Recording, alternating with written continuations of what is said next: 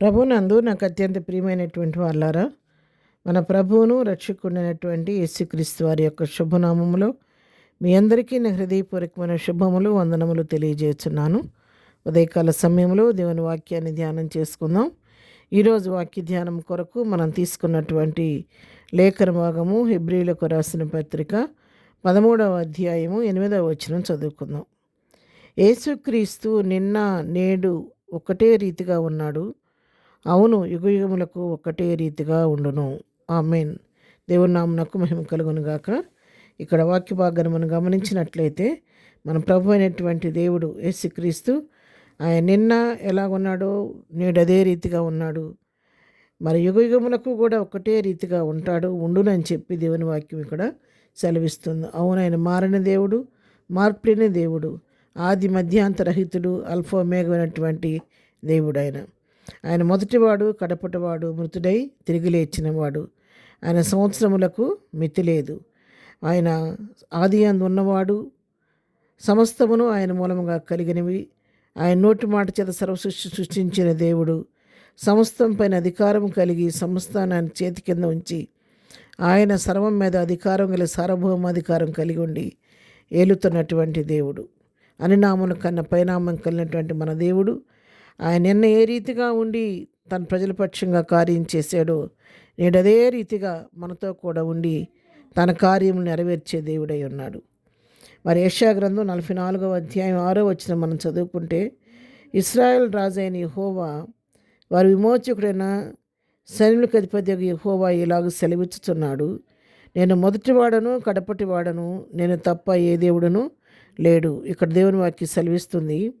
మరి వాక్యం ప్రభువే సెలవిస్తున్నాడు. సైన్యులకు అధిపతి యెహోవా ఆయన సెలవిస్తున్నాడు, నేను మొదటివాడను కడపటివాడను, నేను తప్ప ఏ దేవుడు లేడు. అవును, ఇశ్రాయేళ్లకు మరి నిర్గమాకాండం 20 అధ్యాయాలు మనం చూసినట్లయితే ఇచ్చిన 10 ఆజ్ఞలలో మరి మొదటి ఆజ్ఞ, నేను తప్ప వేరొక దేవుడు మీకు ఉండకూడదు అని చెప్పని దేవుని ఒక మరి 10 ఆజ్ఞలో మొట్టమొదటి ఆజ్ఞగా తన ప్రజలకు ప్రభు యెహోవా దేవుడు కట్టడగా ఇచ్చాడు.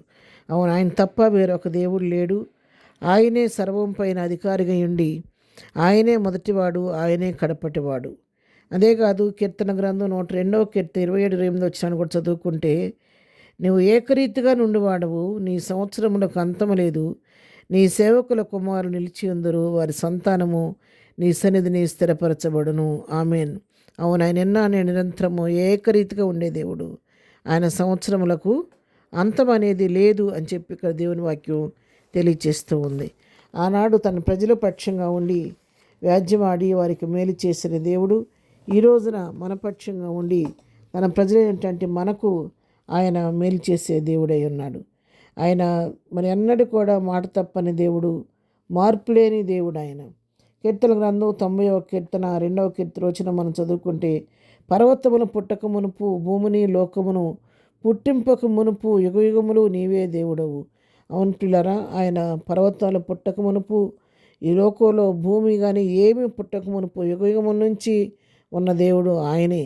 ఆయన నోటి మాట చేతే సర్వసృష్టి కలిగింది కాబట్టి ఆయన మించిన దైవం మరొకటి లేదు. ఆయన ఏకరీతిగా ఉండి ఒకటే రీతిగా ఉండి కార్యం చేసే దేవుడు.